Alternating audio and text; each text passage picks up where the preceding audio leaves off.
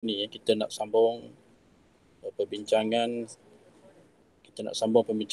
daripada apa yang kita berhenti berdasarkan rakaman YouTube yang telah saya kongsikan pada beberapa hari yang lalu.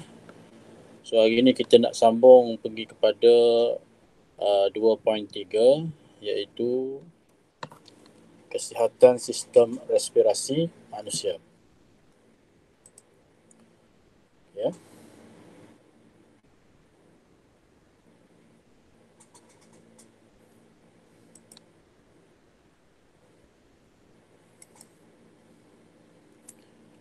Okay, ini kita akan lihat 2.3 kesihatan sistem respirasi manusia. Ya.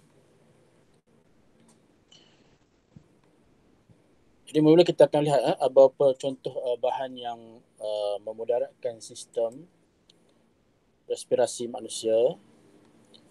Antara bahan-bahan tersebut ialah masuk melalui udara yang kita sedut semasa bernafas, mungkin mengandungi bahan yang boleh memudaratkan sistem respirasi kita. Ruhaifan ni tolong offkan mic. Boleh offkan mic? Boleh. Offkan sekarang. Sekejap. Mana?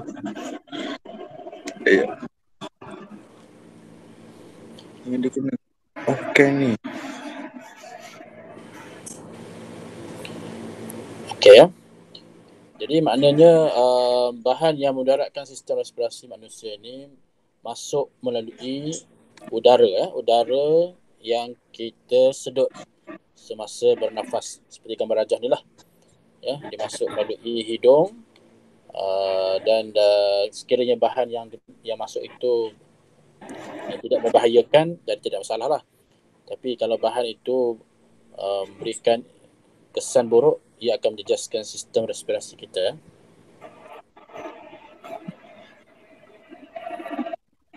Jadi kita akan lihat kalau tengok gambar ni sebelum kita terangkan tentang tar rokok tu. Jadi ini ada dua keadaan.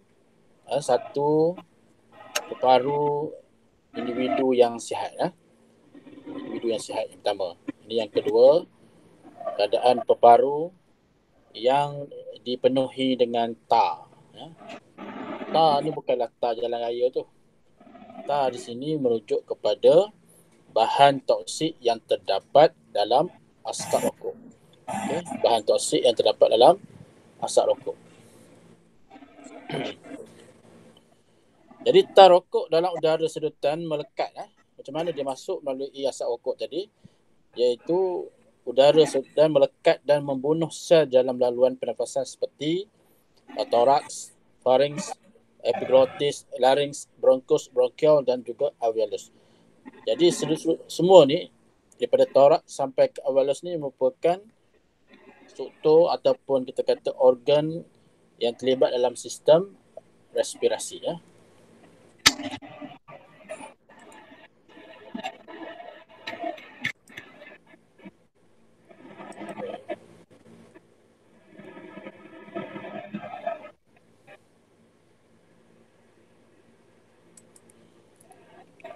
Kemudian tar rokok juga menambahkan pengeluaran mukus.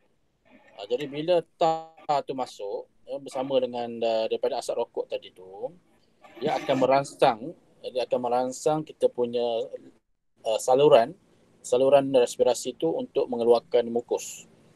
Ya. Jadi semakin banyak tar masuk, semakin banyaklah mukus tu dihasilkan. Maknanya mukus ni dia tidak akan terhasil jika tidak ada rangsangan luar. Rangsangan luar tu merujuk kepada bahan asing seperti asap rokok.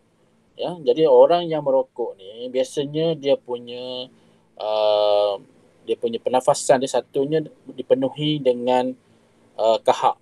Kahak, sebab tu orang yang merokok dia selalu gatal, tekak dia rasa gatal, kemudian bila dia meludah pastinya banyak kahak ya. Sebab kahak ni sebenarnya tidak akan terhasil tanpa sebab ya.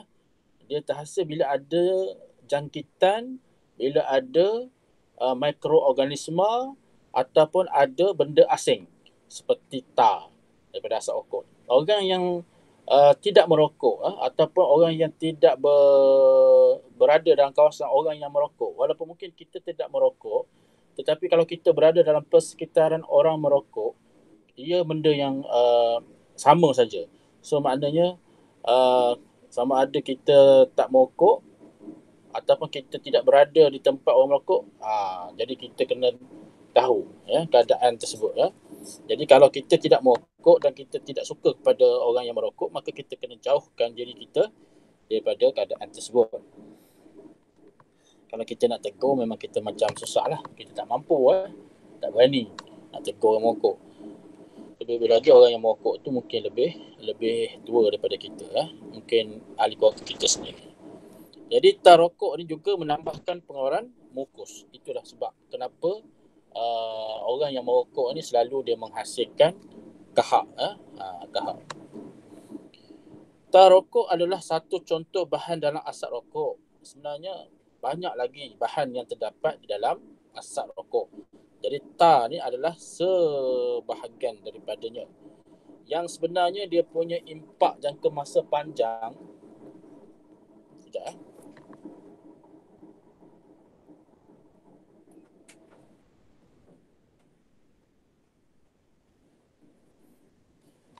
Okey, impak jangka masa panjang dia boleh menyebabkan apa ni? Kanser peparu. Kanser peparu. Dari segi long term effect ataupun jangka masa panjang boleh menyebabkan kanser peparu. Tengok gambar ni ya. Okey. Jadi gambar yang ditunjukkan tu ialah contoh peparu yang dipenuhi dengan tar rokok. Ya. Yang akibat akhirnya boleh menyebabkan kanser. Jadi bagaimanakah saluran pernafasan ataupun gas oksigen nak meresap masuk? Ataupun bagaimanakah proses pertukaran gas tu nak berlaku dengan sempurna? Sudah tentulah memberi kesan kepada seseorang yang terlibat dalam hisap rokok. Sebab tu orang yang hisap rokok ni dia selalu batuk, dia selalu sesak nafas. Sebab dia sendiri yang menyebabkan peparu dia menjadi seperti itu. Ya. Jadi tar rokok dan tar yang digunakan untuk membuat jalan raya ni adalah satu benda yang berlainan. Jangan ingat disebut tar rokok ni, makna tar jalan raya tu. Dia benda yang beza ya. Tar rokok lazimnya ditandakan sebagai tar. Sebenarnya tar tu dia adalah singkatan yang merupakan akronim. Bukan akronim ni, salah eja ni. Eja dia ialah akronim. Akronim, bukan akronim. Akronim bagi total aerosol residue. Ya. Tar tu, T tu ialah total, A tu ialah aerosol dan R tu ialah residu. Jadi maksud dia ialah jumlah sisa aerosol. Ya. Biasa kalau kita jumpa kataan aerosol ni, kita jumpa kat mana? Pada tu, spray sembuh nyamuk tu, untuk bunuh nyamuk. Kita panggil aerosol. Di sini gas yang dimasukkan dalam tin, seperti penyembuh, kita panggil gas pembunuh nyamuk tu, tak kira jenama apa ya, untuk membunuh nyamuk, aerosol tu.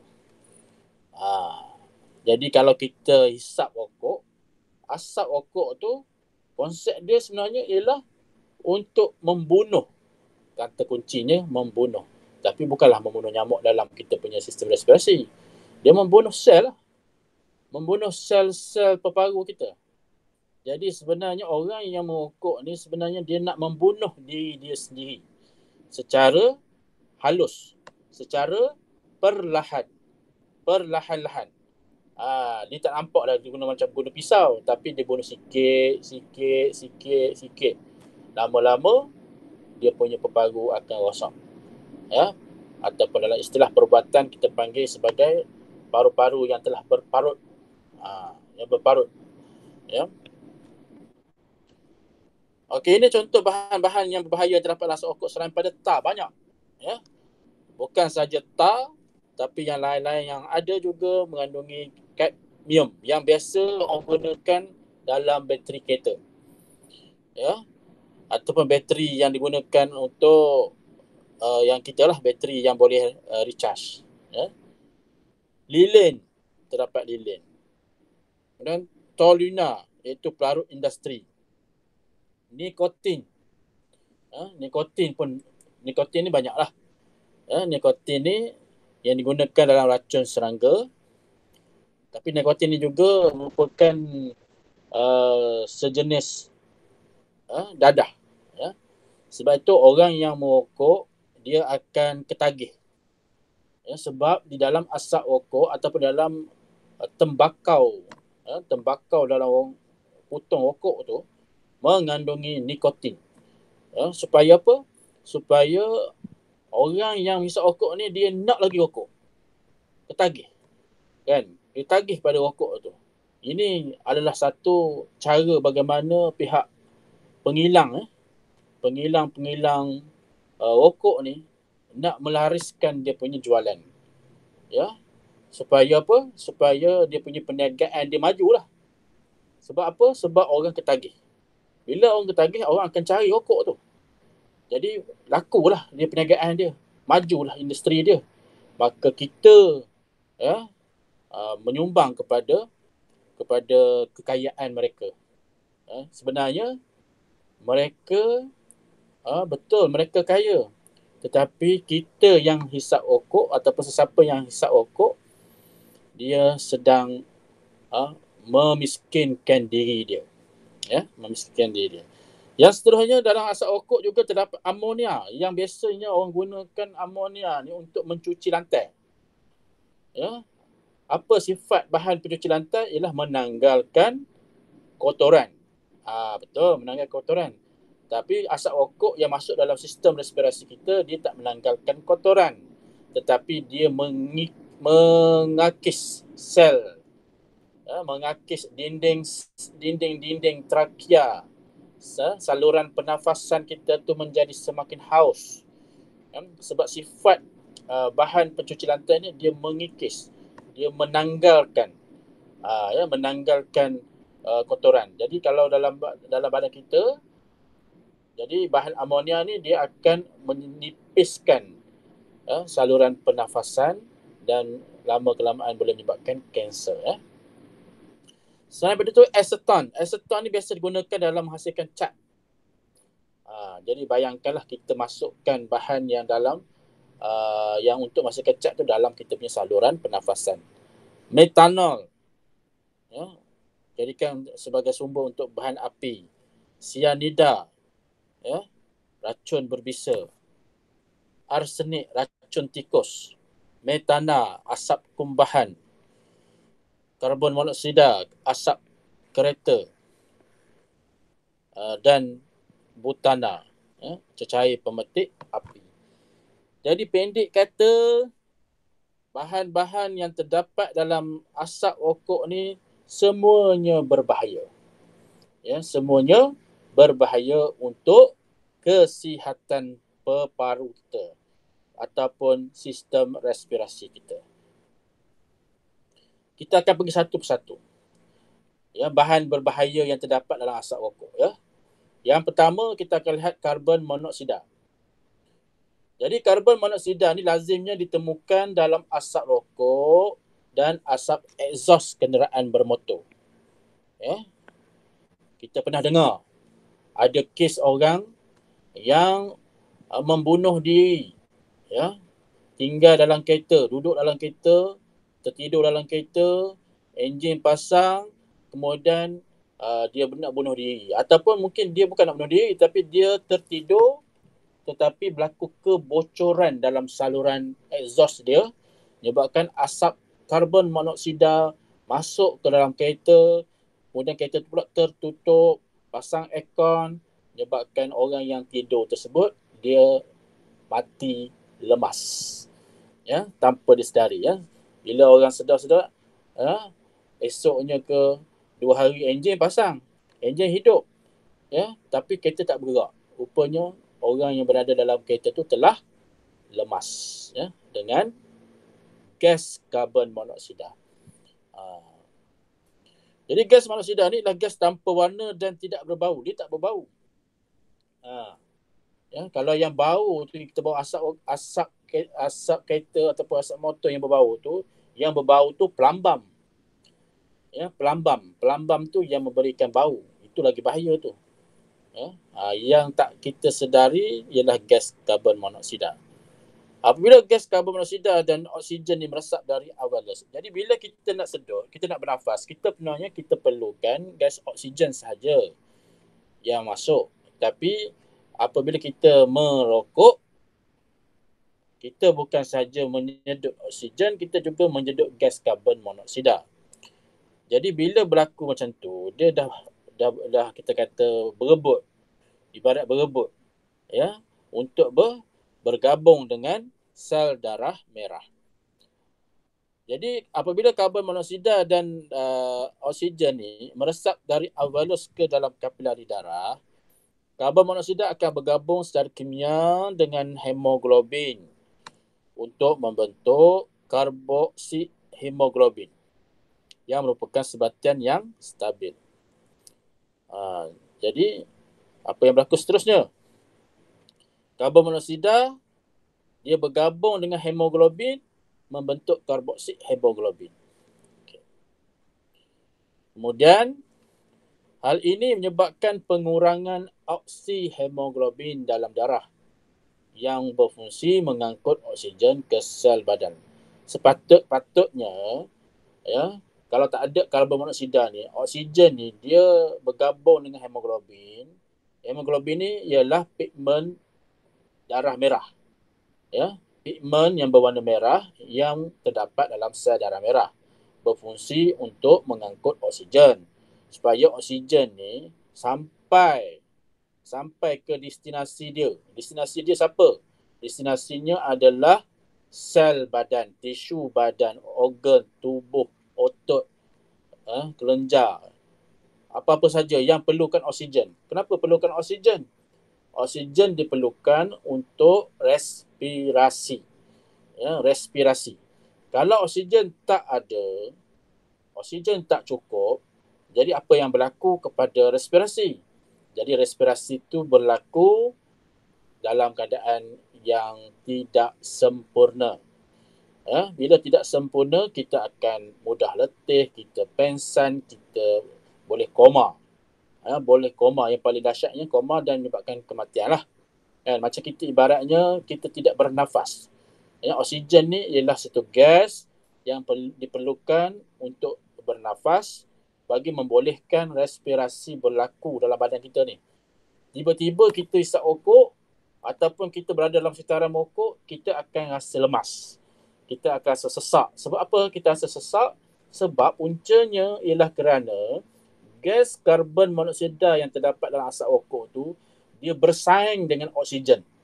Ya, dia bersaing dengan oksigen dan selalunya gas karbon monoksida ni dia yang menang. Dia yang berjaya bergabung dengan hemoglobin. Bila dia bergabung dengan hemoglobin, dia tu ialah karbon monoksida, maka produk yang terhasil adalah karboksi hemoglobin, bukannya oksihemoglobin. Ya. Jadi menyebabkan oksigen kuranglah sampai kepada sel badan. Jadi akibat kekurangan ini, sel badan tidak dapat menghasilkan jumlah tenaga yang mencukupi. Jadi kalau tenaga tak ada, macam mana kita tak ada tenaga? Kita rasa letih, lemah, lesu, longlai. Seperti yang saya sebutkan tadi, boleh pengsan, boleh koma dan akhirnya boleh menyebabkan kepada kematian. Ya. Seterusnya gas-gas yang terdapat di persekitaran kita. Ya. Ini bukan yang dalam asap rokok. Ya. Ini kita cerita benda lain pula. Sebab gambar tu menunjukkan asap yang dikeluarkan, yang dibebaskan oleh kilang. Ya, kilang. Kalau kita berada dalam persekitaran kawasan rumah kita tu dekat dengan kilang, ya, terutama kilang yang mengeluarkan asap lah, ya, yang jelas ada corobong dia, kita nampak ni corobong, ya, corobong kilang. dan mengeluarkan asap yang berkepul-kepul. Jadi gas yang banyak dibebaskan oleh kilang adalah gas sulfur dioksida. Okay? Gas sulfur dioksida. Jadi gas sulfur dioksida yang dibebaskan ke udara lazimnya dihasilkan oleh pembakaran arang batu dari stesen jana kuasa, okay, ataupun daripada mana-mana lah kilang-kilang yang mengeluarkan asap. Jadi sulfur dioksida ni ialah gas tanpa warna dengan bau yang menyesakkan.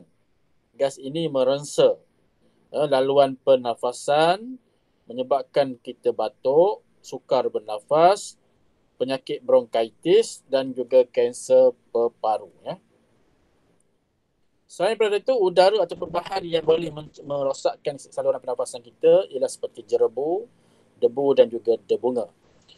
Jerebu, debunga dan debunga merupakan zarah pepejal yang sangat halus, ringan dan terampai dalam udara. Jadi asap daripada exhaust kenderaan, pembakaran terbuka dan kebakaran hutan menghasilkan jerebu dan juga debu. Sebab itu pemakaian topeng atau pelitup muka adalah sangat digalakkan bagi mencegah daripada bahan-bahan seperti jerebu, debu, debunga ataupun habuk-habuk yang terampai di udara ini masuk secara terus ke dalam saluran pernafasan kita melalui rongga hidung. Okey, debunga. Debunga ni dibebaskan oleh enter ke dalam udara, boleh dibawa oleh angin ke suatu jarak yang jauh dan bergerak pada semua arah. Itu debunga. Debunga ni untuk menuju pada bunga. Jerebu, debu dan debunga merensa sistem respirasi dan menyebabkan penyakit respiratory seperti asma.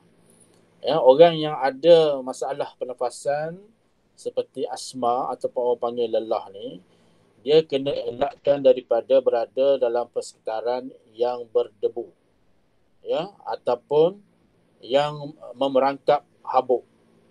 Jadi sebagai contohnya, sekiranya awak jenis yang suka bernafas seperti asma, ada simptom-simptom tersebut, jadi elakkan daripada bilik awak, rumah awak memasang kapet. Memasang kapet. Terutama kapet yang berbulu. Yang berbulu yang boleh memerangkap habuk. Cantik, memang cantik kapet tu. Tetapi dia menyimpan begitu banyak sekali habuk, debu, dan mikroorganisma. Kalau tidak dibersihkan selalu. Kalau jenis rajin setiap hari vacuum, tak apalah. Tapi rasanya tak rasanya. Payah nak dapat itu. Dan kita akan lihat indeks pencemaran udara. Indeks pencemaran udara ni satu indikator, satu penunjuk untuk menunjukkan tahap kualiti udara di persekitaran kita. Sebagai contoh, pada tahun 2013 ni, indeks pencemaran udara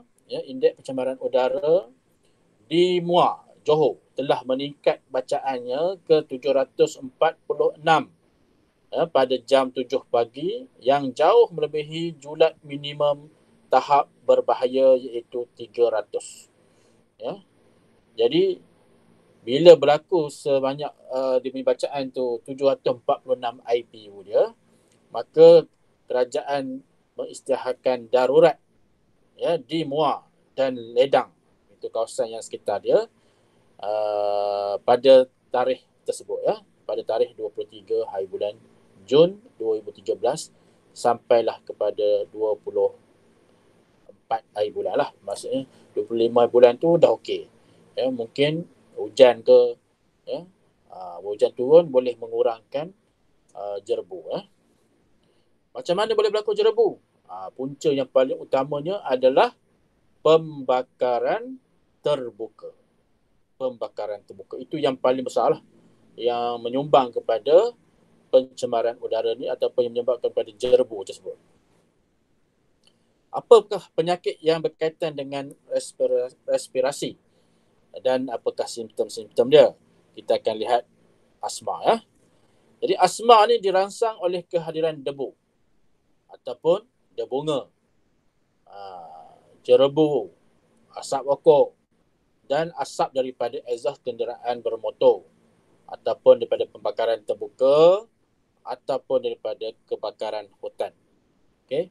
Jadi asma tu bagi individu yang ada asma ataupun ada masalah pernafasan seperti asma ni, maka dia betul-betul kena jaga tahap kesihatan dan kena standby dengan inhaler ya, inhaler. Simptom asma termasuklah sesak nafas, semput dan batuk. Ya. Jadi sekiranya ada di kalangan kita, saudara mara kita, adik-beradik kita yang mempunyai masalah asma, maka kita kena ambil perhatian ya, supaya langkah-langkah berjaga ataupun langkah-langkah kecemasan sekiranya berlaku dapat dibuat. Ini antara rawatan dia ya, rawatan dia. Ini bisa kita tengok sudah, tengok gambar dia. Dan inilah keadaan apabila seorang tu mendapat asma, dia akan diberi bantuan. Sebab ni alat yang perlu ada di rumah lah. Kalau dengan di rumah, ya, perlu ada. Ya, ini kena ada. Ini samalah. Dia panggil sebagai inhaler ya. Dan teknik yang dilakukan ni kita panggil nap ataupun kita panggil sedutan. Kalau pergi ke hospital, bukan kita akan letakkan kecemasan, dia akan masukkan inilah, tapi lebih kepada yang wayar lah, yang ada wayar sebab dia sedutan gas dia lebih cepat. Kemudian penyakit yang kedua selain pada asma, bronkitis. Jadi bronkitis ni ialah radang bronkus. Ya, radang bronkus. Bronkus ni ialah cabang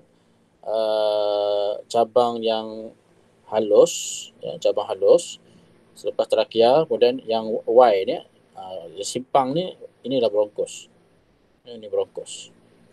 Termasuk sini sekali, ini bronkus. Yang halus-halus kecil tu, itu adalah bronkial. Ya. Bronkial. Jadi bronkitis ni merujuk kepada radang bronkus yang disebabkan oleh tar. Yang tadi sebut tadi lah, tar. Okay. Dan bahan perensa dalam asap rokok. Banyak tadi ya, bahan yang menyebabkan kerosakan kepada saluran pernafasan. Simptom bronkitis termasuklah batuk yang berterusan, tercungap-cungap dan tidak dapat tidur. Ya, kita tengok ini. Ini yang kronik lah. Yang kronik bronkitis, kita lihat ya, di dalamnya ada radang ya, yang merah. Radang ni maknanya kemerah-merahan. Dia merah luar biasa, macam bengkak lah. Radang ni boleh jadi bengkak, dia boleh jadi juga selain pada bengkak tu dia ada infeksi ya. Infeksi kepada saluran tu, dia tak normal lah. Jadi tidak normal.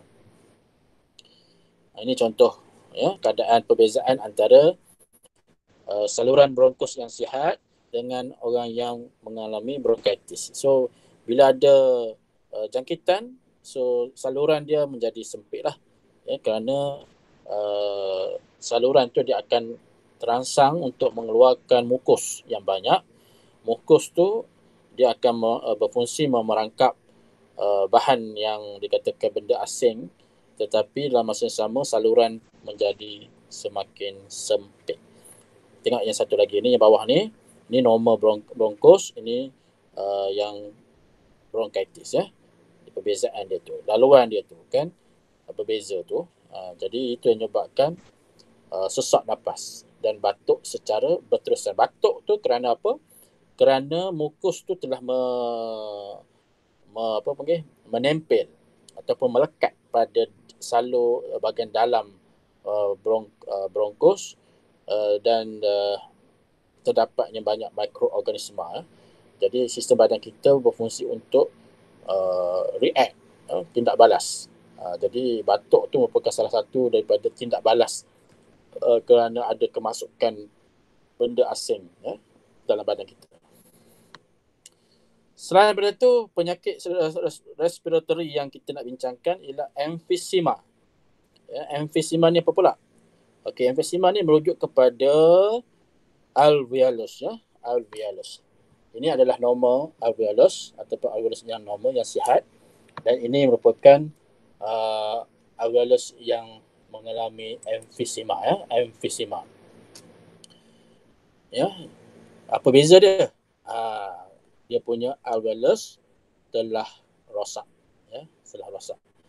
Emphysema ialah keadaan alveolus di dalam paru-paru yang dirosakkan oleh bahan yang berbahaya dalam udara seperti perensa dalam asap rokok.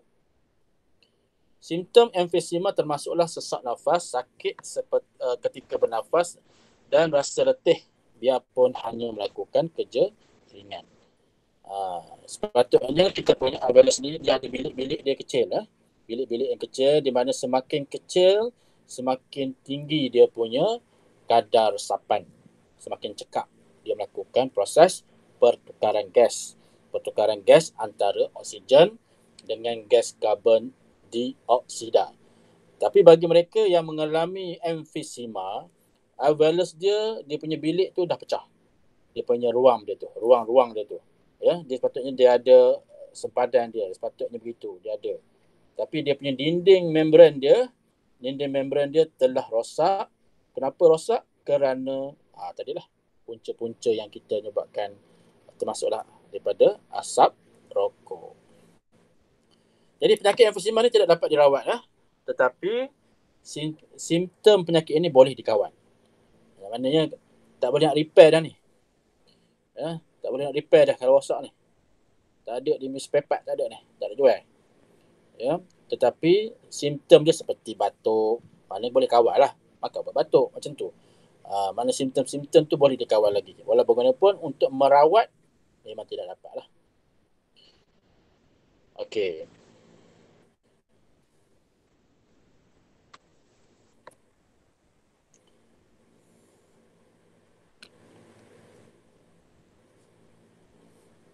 Kejap ya.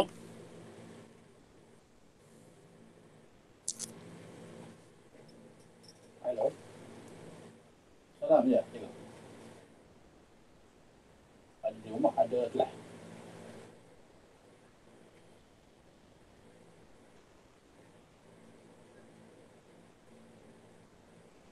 Saya kena tanya Cikgu Zaini sebab saya dah bagi ke Cikgu Zaini.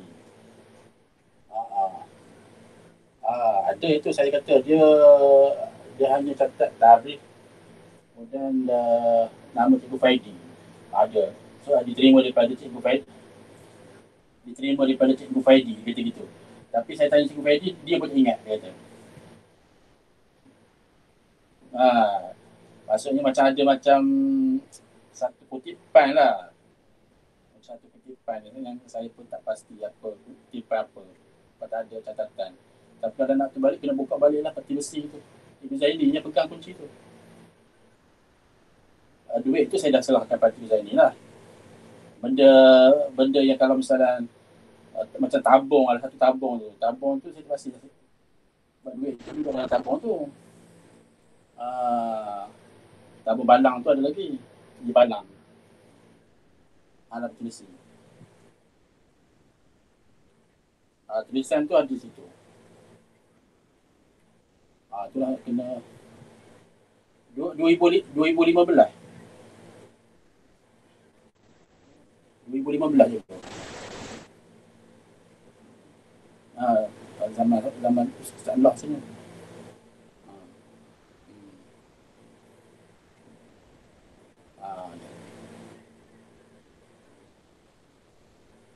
Macam mana?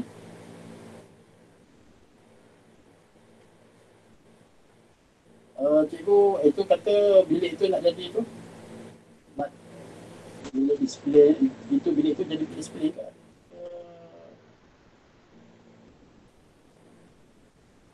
mana cikgu kata sudah ada juga kat bilik peralihan tu yang atas. Saya ingatkan bilik daripada bawah tu. Yelah. Sebab saya tak masuk ni, saya tak tahu macam keadaan dia. Siapa pegang kunci pun saya tak tahu sangat tentang siapa.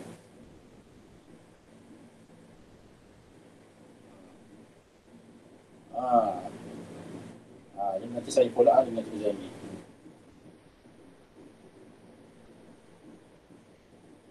Dia dalam 2 tahun lepas kot.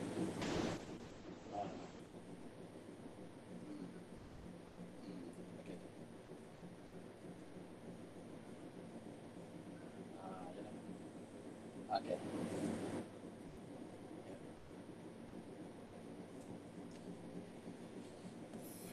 Okey, sambung.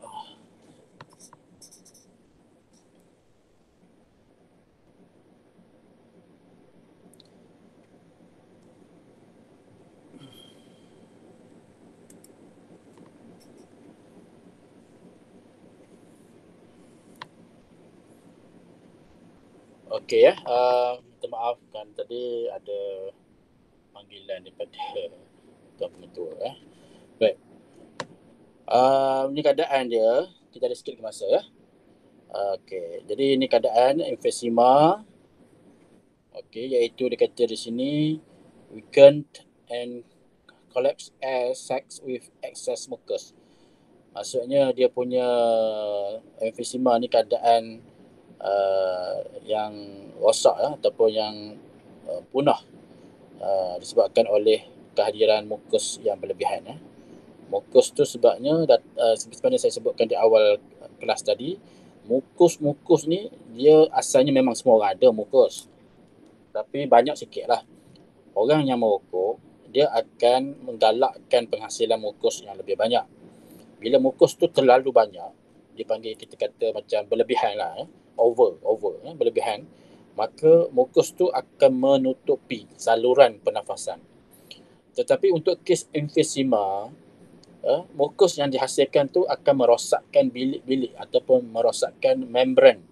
Membran ni satu lapisan nipis lah, ya, yang membezakan antara satu tempat tu, satu bahagian, jadi dipanggil membran. Jadi dia rosak, musnah, jadi menyebabkan gas oksigen dan karbon dioksida tu tidak dapat ditukarkan secara efisien, secara cekap. Itu yang menyebabkan keadaan tersebut.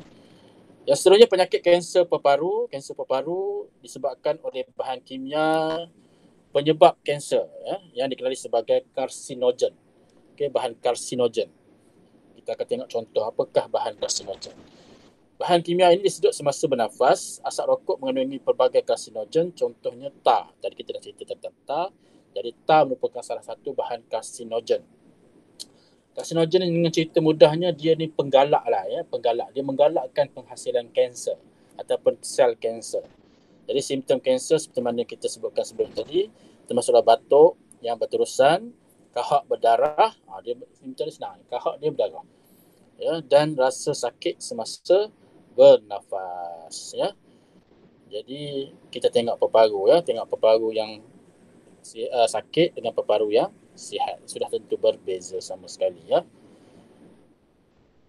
Jadi kesan merokok terhadap paru-paru secara umumnya, merokok bukan sahaja memudaratkan sistem respirasi perokok tetapi juga memudaratkan sistem respirasi orang lain yang berhampiran dengannya.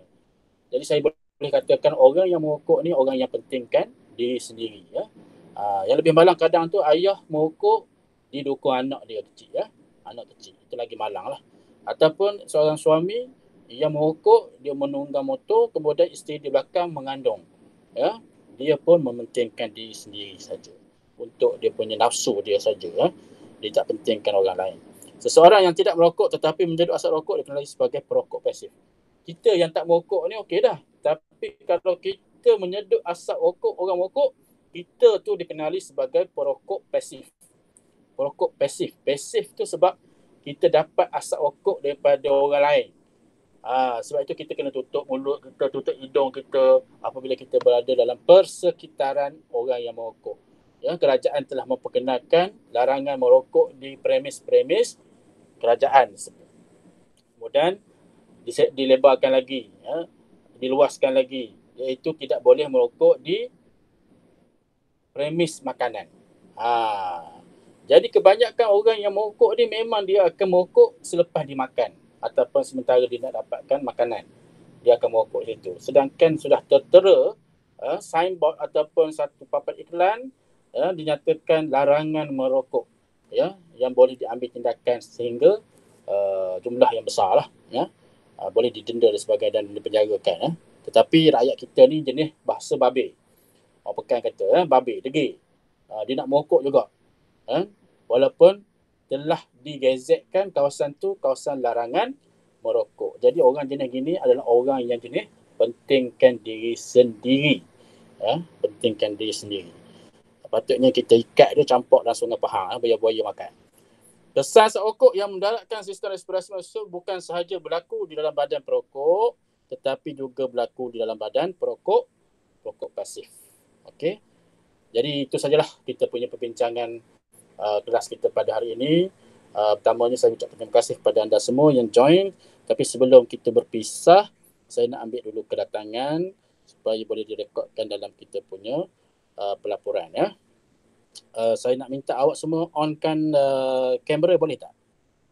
Onkan kamera. Oh, okay.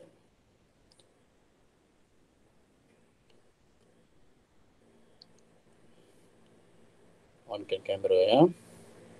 Dan ambil, saya nak snap shot sekejap ya. Screenshot kehadiran.